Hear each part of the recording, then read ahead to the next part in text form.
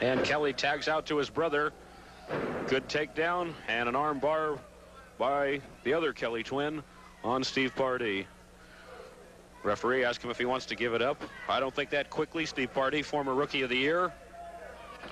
As a young man that's going places in professional wrestling, only 21 years old, 232 pounds. Good move by Kelly, keeping his weight on Pardee, keeping him down on the mat. Pardee in a very uncomfortable position now. Kelly obviously in control. Pardee sits out, and both men on their feet. Good wrestling move by Steve Pardee. It's a lock-up, side headlock by Pardee. And Kelly, brutally strong, picks him up, but Pardee hangs on to the headlock, takes him down, and Pardee stays in control of the match with a side headlock.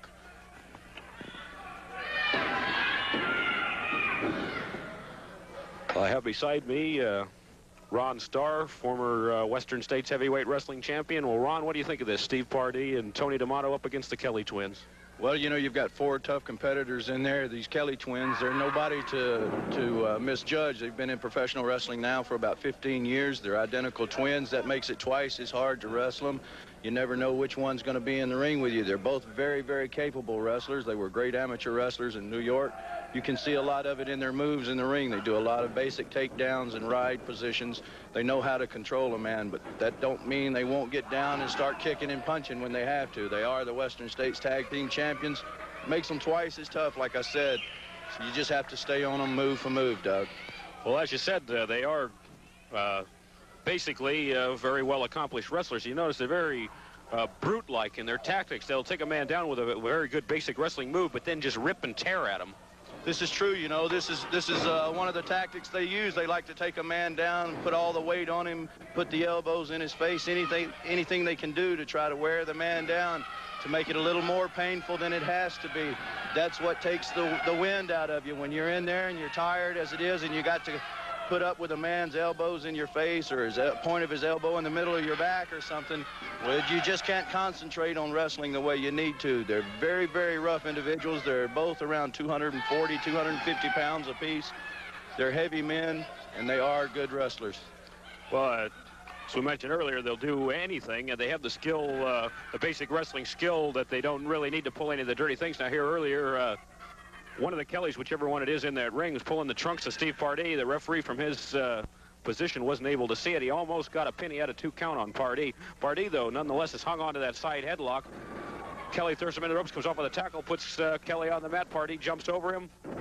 Sunset flip. Sunset flip. There's a 1 count, but Kelly able to kick out, tags his partner Pardee back up on his feet. And Steve Pardee, a young man, 21 years old. There's a man going places in professional wrestling. That's true. You know, Doug, I knew Steve before he ever broke into professional wrestling. He's only been out of high school just about 2 or 3 years now. He's coming along really well. He's traveled around the world. He's been to Japan, Australia. He's been in a lot of the major places in the country. He's worked out with a lot of top men. I've put a lot of time in with this man, and like a lot of other people have. He's coming along really well, and he's championship material in the making. You know, it's funny you mentioned that about knowing Steve since he was in high school. Actually, Steve, when he had his 18th birthday, turned professional wrestling just shortly thereafter and was still a senior in high school when he was wrestling professionally. That's true. You know, he's from the Bay Area.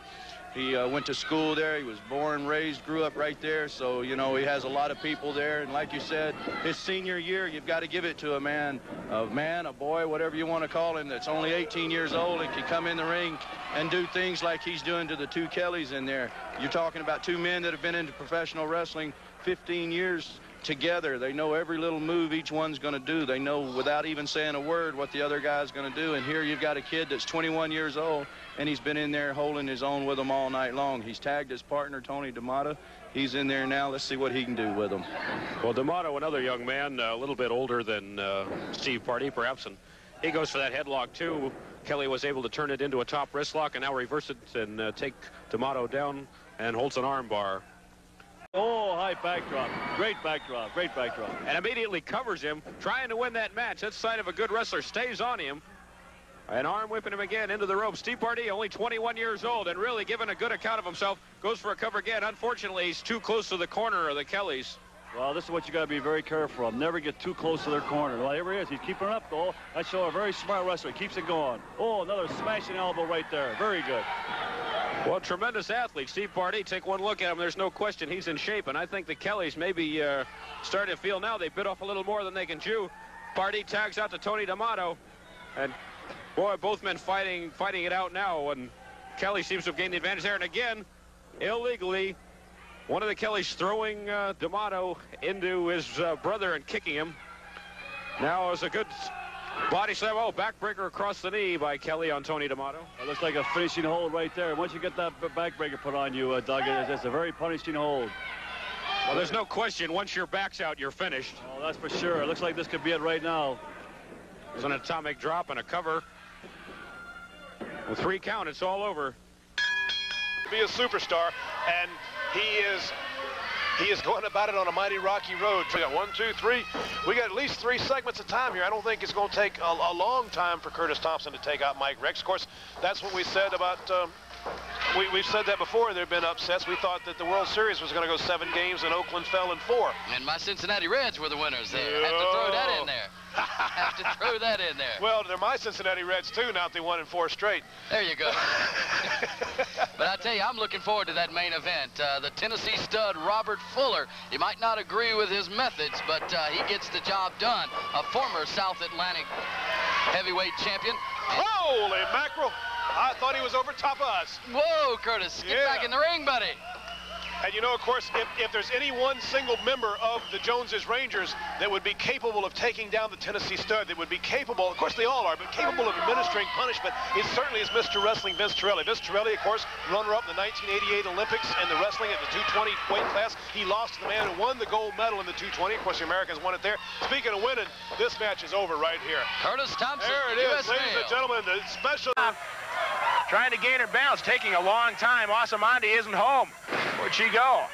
Well, that was definitely a miscue on the part of the Dazzler. She did take her time. I'm sure a lot of it has to do with exhaustion and fatigue. Asamandi able to get out, and to the Dazzler's credit, ooh, big back body drop to the Dazzler's credit. She took a look before she jumped and didn't put herself in a compromising position. Now, a big reverse chin lock and headlock from behind. A lot of pressure being put down on the neck, stretching the back. And Percy Franklin caught her with a handful of hair and called for the break. You just wonder if that, I was going to say, if that weight advantage isn't finally taking its toll, and just as I do, here's Asamandi with the reversal. And with an interesting maneuver, and now, what's this? Leg scissors. Right around the midsection, and Asamandi Austin squeezing. And those are 2 powerful legs indeed. Trying to squeeze the breath out, and right down on the tailbone. That'll adjust your spine. Davenport, Iowa, the home of Palmer Chiropractic College, and they would have been proud of that maneuver, straightening out the spine by Asamandi Austin, and now rolling around. Taking the Dazzler for the ride. Once more, realign the spine. Oh, my. You can almost just see it right up the back to the head. That's got to jar things loose. The Dazzler reaching for the rope, and they're going to have to break. Asamandi takes advantage of the break, pulling the hair of the Dazzler. Hard and fought. Now a big body slam, and this has all the earmarks of another 14, 15-minute classic, Mick. Asamandi. Look at this distance now. She's got to be 10, 15 feet big away. high-risk maneuver. Oh, nobody home. Man, oh, man. Oh, is she in one piece? Now look at it. The Dazzler should be going for the belt. This is a championship match. Don't gloat. This is the second time in this bout that she's done that, Scott. The second time she's had Asamandi in a bad way and chose to talk to the crowd. At some point, you've got to go for the pin. This is for the championship. 1, 2, holding the trunk. 3. Wait a minute. A 3 count. We have a new ladies champion. Out of nowhere comes the Dazzler from Davenport, Iowa. That has to be one of the major upsets in recent months in wrestling. And the new WCW ladies champion, the Dazzler. Oh, my goodness. This evening, I tell you, the folks on hand and those watching at home would love nothing more than to find out who lies behind that mask. We'd all like to find out who lies behind that mask. What What makes a wrestler wear a mask, Ricky? You know something?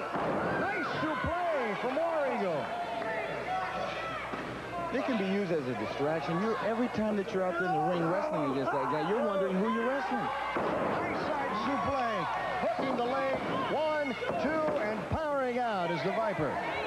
Some people speculate he may be wearing a mask because he may have done damage to somebody in some territory and is afraid of retribution. Well, that could be very possible. Nice chop, tomahawk chop, catching him coming off the ropes. But I can't see that. You know, if this guy's been around the United States, I'm sure there he is. He's going for the mask. He's got the mask. He's got it up. He's got the mask. That guy. He has got the mask. Full Nelson. And he's got him in that full Nelson. Well, if we could only get a look at that face right now. Do you recognize that face? I don't. No, I don't. He's going into his ward and chop over the head. And I wish I could tell you who the Viper is. The mask is off, but I haven't been able to get a good look at that face. He has chopped him again. I wish we could get a close-up on that face there. How about Brad Anderson. That is Brad Anderson. Would you know who his father is? I would say right now that that's the legendary Gene Anderson. You got it. My Lord, I'll tell you what.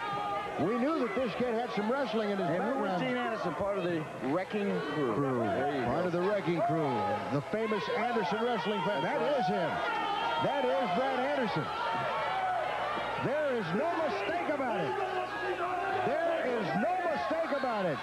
The referee is calling for the bell as Anderson is leaving the ring.